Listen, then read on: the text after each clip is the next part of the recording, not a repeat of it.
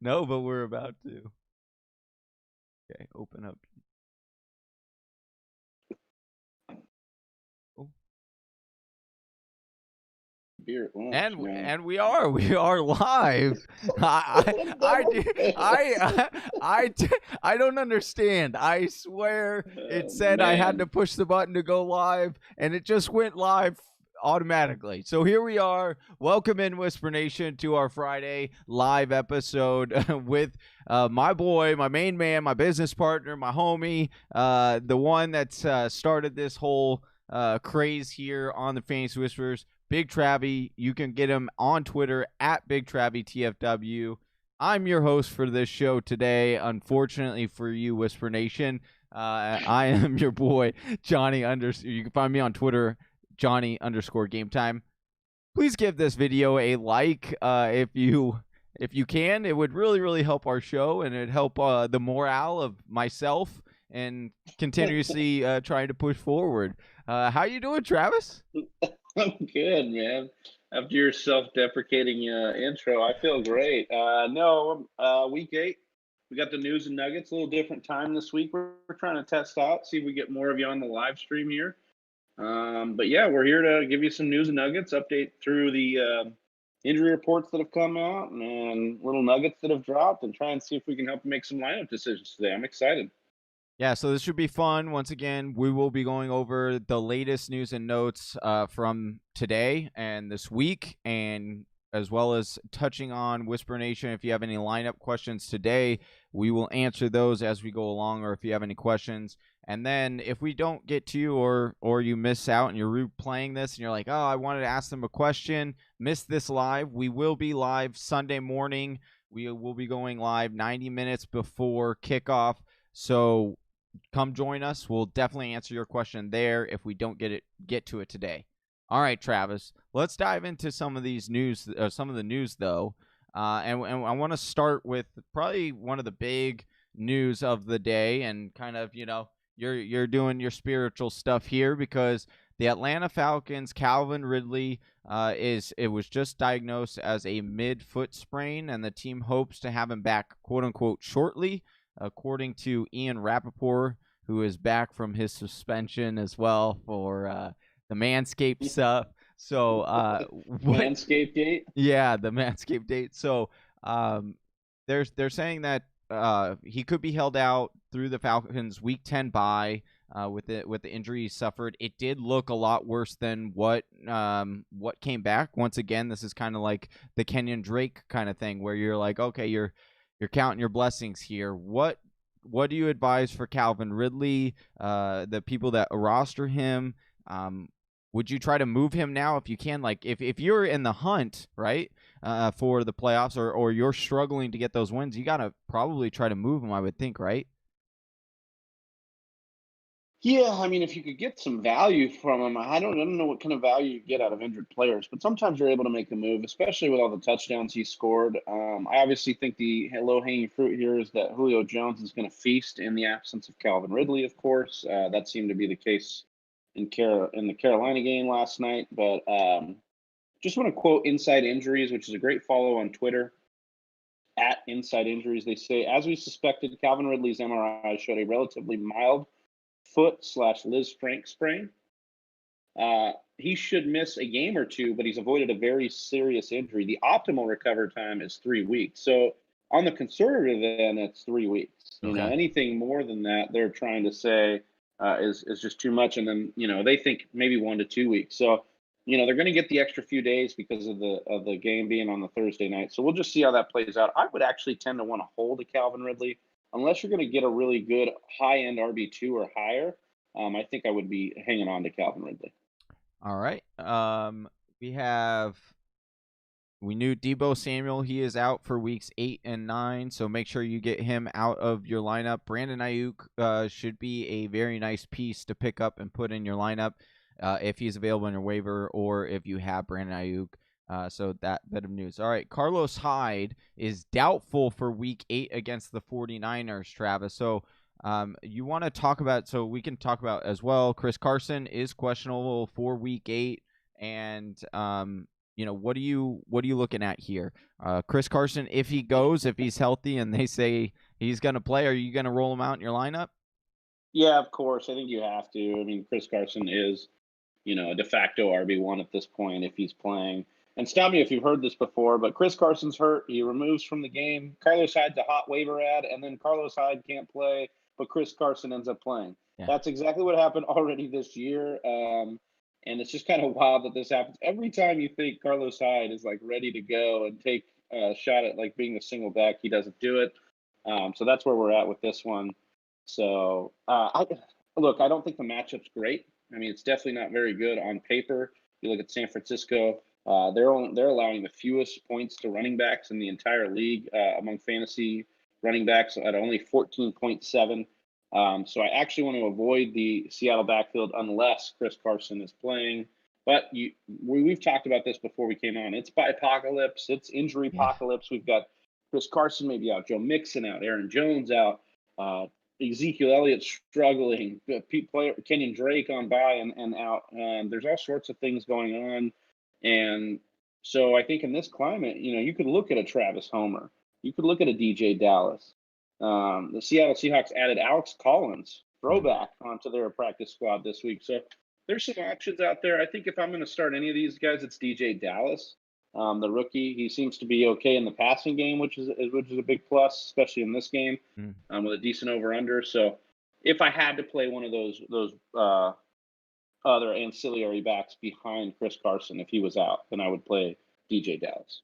All right, agree with that. All right, we have the Jets wide receiver Jamison Crowder is doubtful for Week 8 against Kansas City, and then Brashad Perriman has already been ruled out. So rookie Denzel Mims, who is tied for the team lead in targets in his debut, is projected to once again lead in opportunities with Braxton Berrios filling in from the slot. Would you? I mean, I am interested to see in how Mims, how he looks. He was a prospect coming into the NFL that I was very intrigued by. I don't know if I'm necessarily starting him in this game, even though I know he probably will get 8 to 10 targets in this game. I just am not super confident in it. Yeah, the Chiefs are built in such a way that they're going to get a big lead on you, and then you're going to play to their strength on defense, which is actually in the secondary. Mm-hmm. They're susceptible more through the ground, and I don't think the Jets have what it takes to kind of play keep away. This is the highest spread we've seen this year by 20 points is how much Kansas City is favored in this game. It's wild. I know that should mean negative game script, but I think it means avoid at all costs. I wouldn't start a single wide receiver or a single player from the Jets, for that matter, in this game. I wanted to say thank you to everyone that is joining us right now and watching and tuning in. We appreciate all of you guys. If you could do us a major favor and just give us a thumbs up on this video, we would greatly appreciate it. And then if you're new to our channel and want to subscribe, let us know in the chat, and we'll give you a shout out. We appreciate all of you who are new subs and fellow subs to our channel. We got Travis in here saying, what's up, Travis Elkins? We got Elias in here saying, hello, how are you? What's going on, Elias? Benjamin Chua asking, is Gallup a drop now, Johnny? I think that Gallup is a drop. Until we can see production from Ben DiNucci or Dalton in Gallup's favor, he's just not worth rostering if you need other players that can help you get wins now. 100% agree with that. Sam says, do I play Jamal Williams, Taylor, or Tyreek Hill? I need 2. Wow. This is really, but I don't. Ooh. So I'm definitely playing Taylor this week, and so this does bring up a pretty good question, Travis. I want to talk about this just a little bit, right? So we just talked about the New York Jets. It's a 20-point, spread. Tyreek Hill could be, he could get the long touchdown, but then he could be pulled early. What do you advise? We know Jamal Williams is going to be the starter because if it's a standard league. Sorry, Johnny. Sam, let us know if it's a standard or PPR league. If it's a standard, I'm for sure going Jamal and Taylor here. But if it's PPR, Tyreek gets a little more interesting. I do agree, though, that with how big this game is and over-under, I could see this being just a Le'Veon Bell game. I know, that's game. that's what I'm I'm afraid of. I'm afraid of that. I'm afraid of the running backs, just both of them going off here, and it's just not going to be a game where they really care enough To to pass the put all the ball. stars out there. Yeah, I just don't know why they would. So I honestly think Jamal Williams, great opportunity for usage last week. I think I saw he was in on like 69, 70% of the rushing attempts last week. So really good usage without Aaron Jones there. And then Jonathan Taylor, I just have a really good feeling. Some of the murmurs coming out of the Colts this week were that they're ready to turn the keys over to him on offense, that they're seeing what Philip Rivers is doing and really want to lean on the running game. And then this is a pristine matchup for the Colts this week as well against Detroit. So I really like that. He says it is a PPR, so it gets a little tempting to play Tyreek Hill here, but luckily for Jamal, who I think you would be subbing in for Tyreek, he's been catching a lot of passes, especially Aaron Jones, always used in that passing game. So Jamal Williams, I think that's the right play. The two Yeah. running backs here.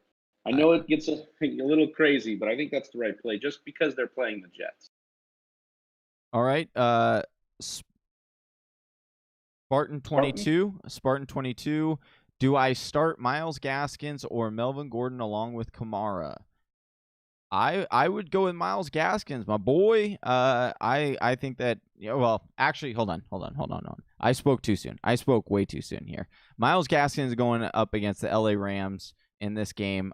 This is the one game I would actually go with Melvin Gordon. I got a little ahead of myself because I do like the road ahead for Myles Gaskins, but I think in this game I'm going to go with Melvin Gordon, especially with Philip Lindsay, dealing with the concussion. It's not sure whether or not he's going to give it a go. So Melvin Gordon for me. Yeah, I would agree with that. I think the volume's a little more bankable. I think the matchup's a little bit more exploitable. I think that one makes a little bit more sense. 100%. Okay, so speaking of those Denver Broncos, Tim Patrick hamstring is questionable for Week 8 against the Chargers. Hopefully, Denver's top 4 wideouts would be 3 rookies. So Jerry Jeudy, KJ Hamler, and then they have Tyreek Cleveland as well. So don't really like any of these pass catchers this week in this game. And then moving, Philip Lindsay, we talked about concussion is questionable for Week 8 against the Chargers. I do like Noah Fant, Johnny, in this game. I think Noah Fant, the Chargers have been had through the air against tight ends, and I think Noah Fant shook out. He at least didn't have a setback last week with the ankle injury, so I think that he can get some more usage this week and kind of still got 7 targets, just only cut 2 of them. Then we got Miles Sanders. He will not play in Week 8. So Boston Scott firing him up again this week against the Cowboys. So that should be a very nice matchup for my boy Boston Scott. Love that. We have, let's see, Benjamin saying,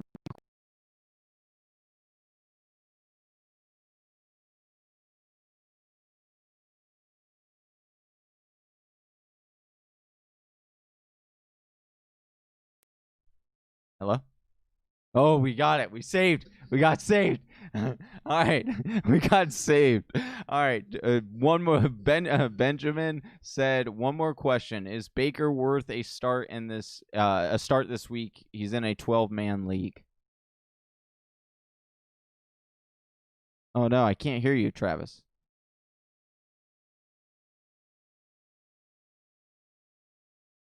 Hold on. Hello? Okay, I can hear you now. Whisper Nation, Right, so let us know if you can hear us. If there are technical difficulties, let us know. I know the matchup's good for Baker. It looks good on paper. But I really think that the way that they're going to attack Las Vegas this week is through the ground.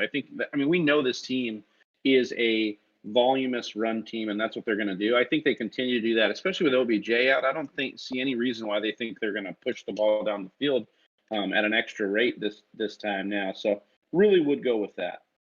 All right. I would go against Baker, I would say, but It also depends on your options. Like if you're in a 12-man league, what are your other options this week, Benjamin? I kind of go away from Baker if I could get a Joe Burrow, a Justin Herbert on the waiver. If there's, it just really depends on who is out there. Awesome. Samuel said, "What's up, Samuel?" He says, "Yep, hear ya." Okay, that's good. Good news. We avoided some catastrophe there. All right, Spartan 22 said, he said, "Okay, thanks. I have one more. Do I start Amari Cooper or Travis Fulgham? I would typically start Cooper, Oh, man. but they are now on their third string quarterback." That is correct. I would go Fulgham. I'm a huge Fulgham believer. I think the matchup is great for him against this Dallas secondary, and he looks to have a connection with Carson Wentz. So I would fire up Fulgham over Amari this week. What a world. What a world. Nick says, hey boys, hope you've both had peachy weeks. Appreciate that, and a good Thursday start and good Thursday starts. Appreciate that. Hopefully you did too. How do you guys feel about Mike Evans this week? Like him over Scotty Miller and Darius Slayton? ? This is thanks for killing it as always. Well, we appreciate that, Nick. Big Travi, you want to jump in this, or you want me to take this one?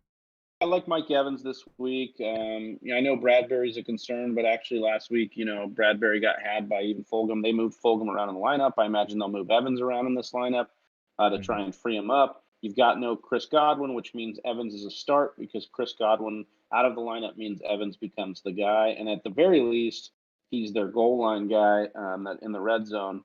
I will say the emergence of Gronk is a little concerning for his touchdown output, but this is the game to start him against the Giants. High team total for Tampa Bay, and no Chris Godwin. I would be okay with Evans this week. Yeah, I appreciate it. All right, we're going to we'll jump back into those questions just shortly. I just wanted to get over a couple more news and notes before we dive back into the questions. So jumping over the Chicago Bears here. Bears wide receiver Allen Robinson, concussion, is doubtful to play Week 8 against the Saints.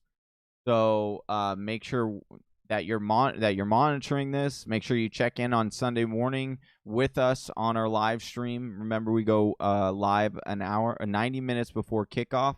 So we will be able to tell you who you should start. But Allen Robinson not looking good to start this week against what looked to be a really nice matchup against the Saints. I would look for Darnell Mooney as a nice pivot play if you need something for Allen Robinson owners. Michael Thomas. Yeah, especially because that's an afternoon game too, so I like that pivot. Yeah. Johnny, good call. Michael Thomas. I'm not gonna lie to you, Travis. This personally affects me in a good way. So I am happy about this. But Michael Thomas was ruled out for Week 8 against the Bears. So hopefully. Okay, hold on. Let's bring this back a little bit because there is a little bit of questioning as to why they are holding him out again. There are rumors that he has been on the trading block for the last few weeks. Do you think it is do you think it's that kind of rumor and that's why he's sitting, or do you think it's truly they're really trying to just get him really fully healthy before they unleash him? I don't know. I kind of refuse to speculate on this. I can't tell what's going on. I think he was initially hurt. I think he was being a little bit cantankerous with his teammates and stuff going on. So they were trying to discipline him. And so maybe there is a bit of a frayed relationship. Who knows? This is within the realm of possibility for Michael Thomas. If you've held Thomas this far and you're panicking and you need to get wins, I don't mind dishing him out. I also don't mind holding him if you're a winning team and you want to hold him for that stretch run. Because unfortunately, and this is not an answer you may want to hear, Whisper Nation, but I can see both scenarios going down. He gets traded or is ineffective this year, or he starts to pop off and comes back. So I really just don't know. His range of outcomes has really expanded from being one of the most safest wide receiver 1 picks you could want to just really volatile right now. You don't know what's going on. So I would just say it depends on your roster construction, depends on what your team needs are. But yeah, it looks like we're going to get another week of Traquan Smith being the number 1 wide receiver, which may amount to another week of him underperforming because all the targets go to everyone else. Yeah. But this Bears team is not one you want to target anyways, as far as defensively, your players against them. So adjust accordingly. All right, jumping back into the chat, it's starting to pop off a little bit. So Benjamin came back and he said, oh, wait, hold on. We have a couple more before that. Yeah. Hold on. Sorry, it's just been going like crazy. Well, We could answer Ben. Like he's right there. Yeah. So he's got Jimmy G, Nick Foles, Kirk Cousins, Jared Goff, Phillip Rivers, or Drew Lock. I actually like Jimmy G against Seattle. I think that's a decent game. He'll have to throw in it.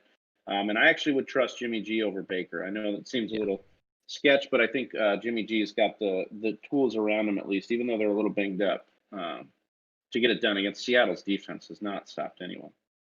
I agree with that. Samuel says, does Shark have any sale value? Minshew is messing up. Yeah, and there are rumors that they're going to they could potentially turn over to the rookie after the bye.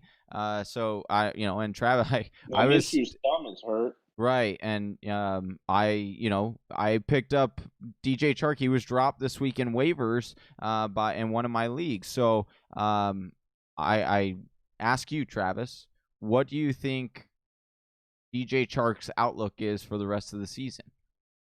It's grim. I think like the rest of this Jacksonville offense, other than James Robinson, who continues to impress.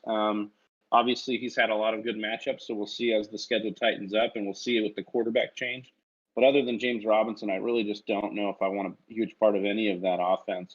DJ Chark should, because he's so talented, command targets. But beyond Gardner Minshew, I just don't know who you could trust at quarterback here to get him those targets. Yeah, but he says his other receivers are D-Hop, Jefferson, and Rashard Higgins, who just picked up off waivers. So Jefferson and D-Hop, you're going to be solid with those two guys. But yeah, maybe if you're able to get a pair of Chark and a Higgins together to get a more solid piece wide receiver, maybe like a Terry McLaurin or something, you might be able to pull something like that off with those two guys and maybe do that. All right, Blue Chip says, "What's up, guys? What's going on, Blue Crew, if I can speak here. What's up, guys? Starting Melvin Gordon for his revenge game. My other options are Kupp, Claypool, Rashard Higgins, or Hollywood Brown. PPR, your thoughts, gentlemen?" Yeah, I would play Melvin Gordon over those guys. I would probably go Cooper Kupp here. I think Kupp has I think in a PPR, I think I would go Cooper Kupp here. I think Cooper Kupp against Miami. You're going to have Xavier Howard shadowing Robert Woods here, which should open up some things for Cooper Kupp. And I think Cooper Kupp stands a good shot. And then PPR, you love that because I think he's gotten like 6 targets in his last 3 at least. So give me that. And Melvin Gordon with the fumbling issues. Maybe Lindsey's back. Just hasn't looked as sharp. Yeah, and maybe he could have a revenge game, but I'm more buying into the production and the offense itself, and I really trust that Rams offense a whole lot more than I'm trusting Denver right now. Okay. The Cat's Pajamas. What's up, dude? Welcome, man? Welcome. PPR Deep League Flex, MVS or Zach Pascal? I think I'm going to go MVS here. Yeah, Summy, our good friend and part of the brand, Summy was over on Twitter this morning saying that he was going to put MVS in his GPP, DFS lineups, and I tweeted at him. I said, MVS is essentially like when you eat spicy food, even though you know you're going to go on the toilet and, pretty much regret doing that. Yeah. You just can't help yourself. But as maddening as MVS is, as torturing as it is, I do think he's the better play, especially in this question, the Cat's Pajamas, because I think Minnesota is starting guys off the street at corner right now. Like all of their starting cornerbacks, I believe, are out. Mm-hmm. And so Green Bay's wide receivers, there is a little bit of a concern with the wind in Green Bay this week. Yeah, it's going to be over 25 miles an hour. But if you think that Aaron Rodgers isn't accustomed to throwing in the cold, it's not. I'm not worried about the cold. It's the wind. It's the wind that I'm worried about. I have no doubt about his performance in cold weather. It's just wind is a different story. I would trust MVS over Zach Pascal. I agree with that take though as well. Shades 721, an owner in my league, dropped Mostert. Is he worth stashing? I would. Yes. If you have a spot, absolutely. Definitely. Yeah. If you have a spot, I would definitely pick him up. We've seen that when Mostert comes back, they love giving him the rock. So I would stash Mostert for sure. Darius Rice, just dropping by to say what's up, guys. See y'all Sunday morning. What's up, dude? And good to see you. We're excited to see you Sunday morning. Always a pleasure when you drop by, Darius. It's always fun to talk with you, man.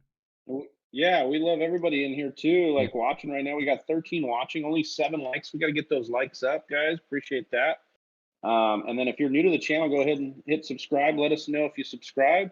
We'll shout you out here in the broadcast. But yeah, appreciate everyone. And like Darius said, he'll see us Sunday morning. We go live an hour and a half before game time every Sunday morning. So make sure you check that out. All right, we'll quickly catch up on these questions and we'll jump back into the news and notes. Let's see. Samuel says, he was just replying. Let's see. Thanks, guys. All right. Proddy says, start 2 half PPR. Woods, Fournette, and Deontay. I think I'm going to go Fournette and Deontay in this. I know that Deontay is going against Baltimore, not the greatest matchup. But like you said, I think with Robert Woods being matched up against Xavier Howard and the fact that, the Rams, I think, have so many other weapons, and it's not to say that Pittsburgh doesn't as well, but I think that I'm just more trusting in Deontay than I am with Robert Woods. Like that. All right. Blue Crew again, PPR. Your thoughts on Allen Lazard rest of season outlook? First 2 games before the injury were impressive. Travis, I'll kick this one over to you because you've been monitoring this, and Allen Lazard coming back to practice, returning to practice. So what are you hearing? What are you thinking? Rest of the season. Yeah, well, we know that Rodgers likes him, and that's the big up you want there. You want him to be liked by Rodgers so he doesn't get blackballed out of the offense. But he looks good. This offense is going to continue to throw, I think, in neutral and positive game script, meaning when they're up and when they're tied, they're going to throw the football. And that spells good news for him if he comes back. So if you got the roster spot and you don't need wins right now, you don't need to get guys in your lineup that you can start, I kind of like stashing Lazard. I think he could be a nice flex piece down the line, but PPR for sure. All right. And then Proddy says also, after watching that Thursday night football game, I'm concerned on Gurley going forward, but the RB position is scarce this year. Should I trade Gurley and just stash him and have Edmonds/Drake and Gaskins take charge? I mean, yeah, I think if there were a lot of plays where Gurley got up slow, Gurley signaled to the sideline that he needed to be changed out. Now you still have an RB1, like Gurley is an RB1. So when you are going to try to trade him, make sure you're getting adequate value back for him. Don't just trade him for anybody. But yeah, I don't mind getting out from under Todd Gurley because he is looking a little bit more and more banged up each and every single week. I like it. All right, just a little bit more news to wrap up here, and then we'll sign off for the day. We got Devontae Freeman did not practice again today with the ankle, so monitor that situation. Wayne Gallman would be the guy that looks to be taking over in that backfield if Freeman can't give it a go.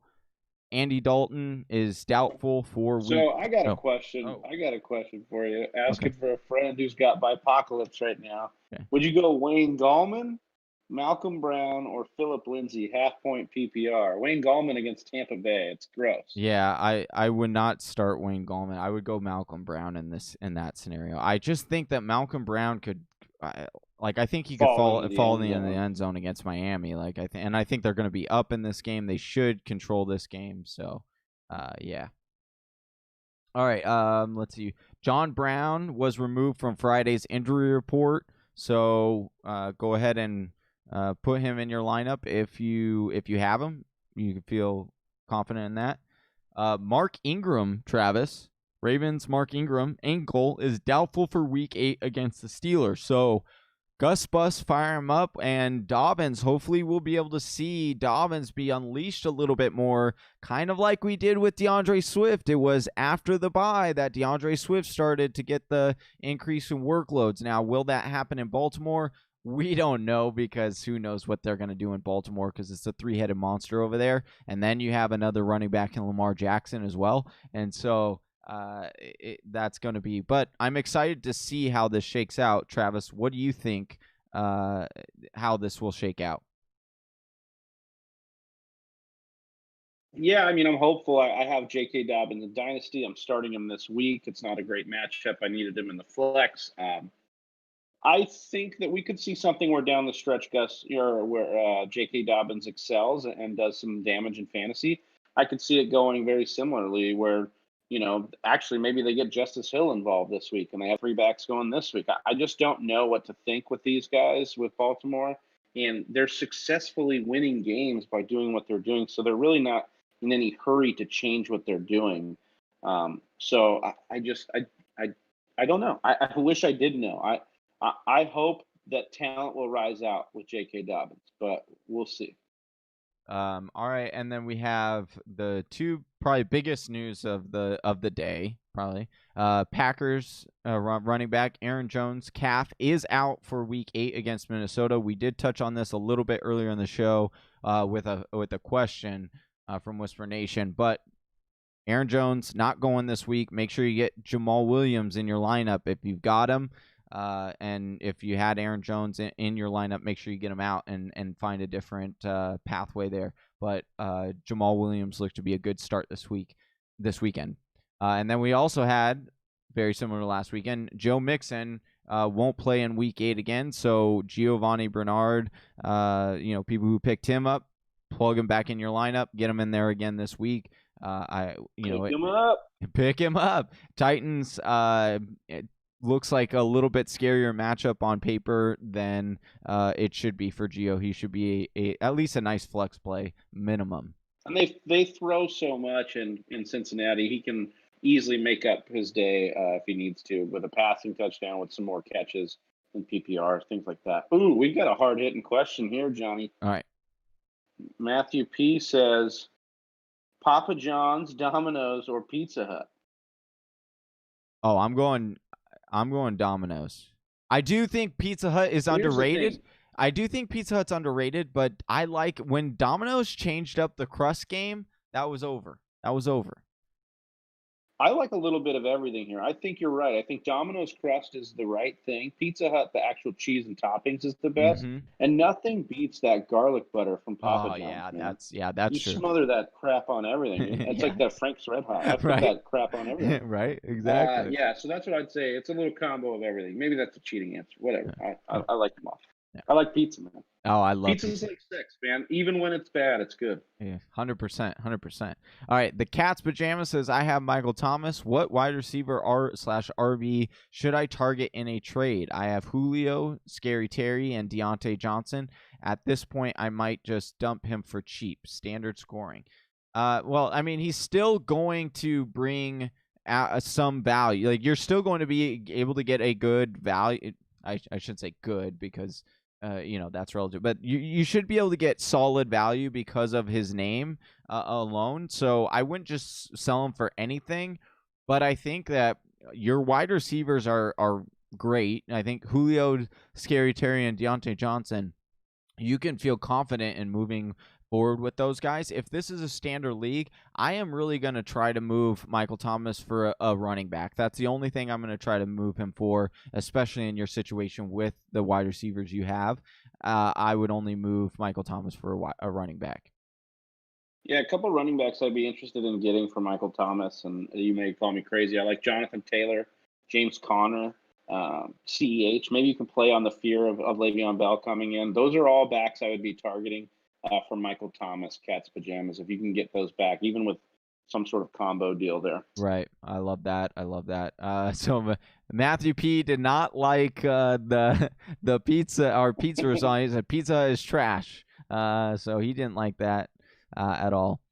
Scott says, I would have never guessed Big Travie loves pizza. Wow. Yeah. Well, Hey.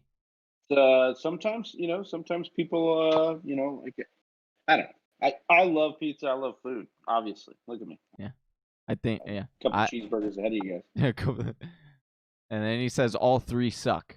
Hey, well, listen, we were given those were the options. You got to choose between the Oh, it's options like again. when you guys ask us 3 players, we don't tell you they all suck. Yeah. You just have we to answer which one we're gonna. how funny we just started. Oh yeah, these all just suck. Like don't even start. No, I'm just kidding. Whisper Nation, it's all fun. It's all fun.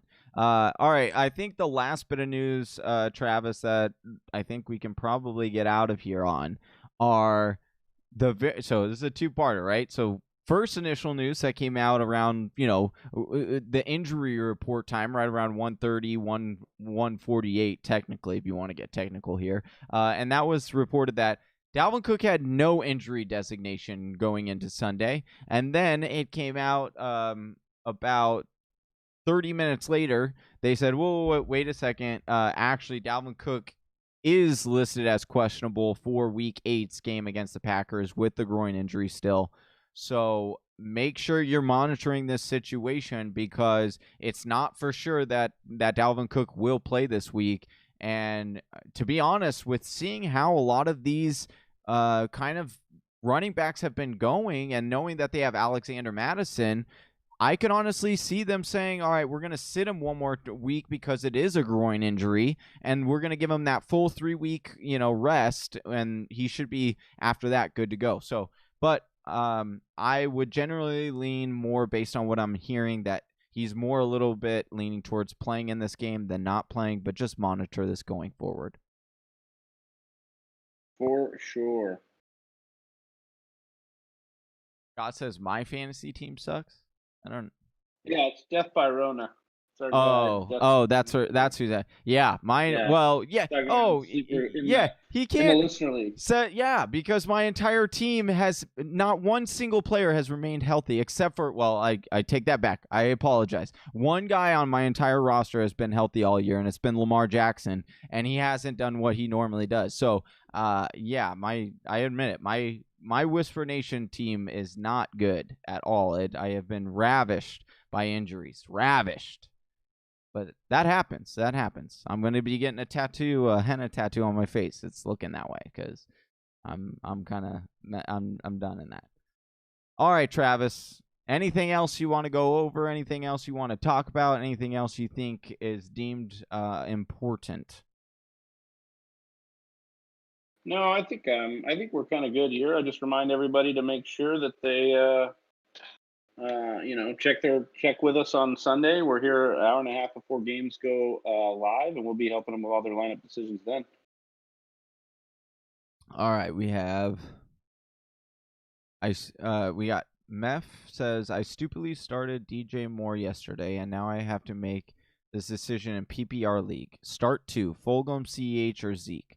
Well, I don't think starting DJ Moore was a terrible decision yesterday, considering, he disappointed in the fact that he hasn't lived up to the last few weeks of production, but you made the right call on paper. Atlanta was not is a great matchup for wide receivers, so the logic was there to start DJ Moore. But with that aside, Travis, you could still come out with a victory even though DJ Moore didn't explode last night. So here I'll ask you, start 2, Fulgham, CH, or Zeke. Where are you going? I'm starting CEH for sure, and I would go. This is tough. I think you have to go Zeke because of volume, and I think with the rookie quarterback, they're going to want to lean on Zeke. I think they'll lean on Zeke in the passing game again with the rookie quarterback. And I know Fulgham's been good, but I'm starting Zeke and I'm starting CEH in that massive over-under because even if it is a Le'Veon Bell revenge game, CEH is still going to get a ton of work as they're up by multiple scores in that one. Mm-hmm. All right. Well, that does it for today's show. We appreciate you guys so much for stopping by. Again, we will be live on Sunday morning to go over all of your guys' all of your guys' lineup questions. Again, that's 90 minutes before kickoff. And for my co-host, Big Travie, he'll be there joining me. You can find him on Twitter. If you want to ask us or slide into our DMs, you could do so. You can find him at Big Travie TFW. You can find me at Johnny_GameTime, or just slide into our DMs on Instagram. We are on there as well. All right, Whisper Nation. Have a good weekend. Have a good Friday night. Appreciate you guys. Peace out. Peace.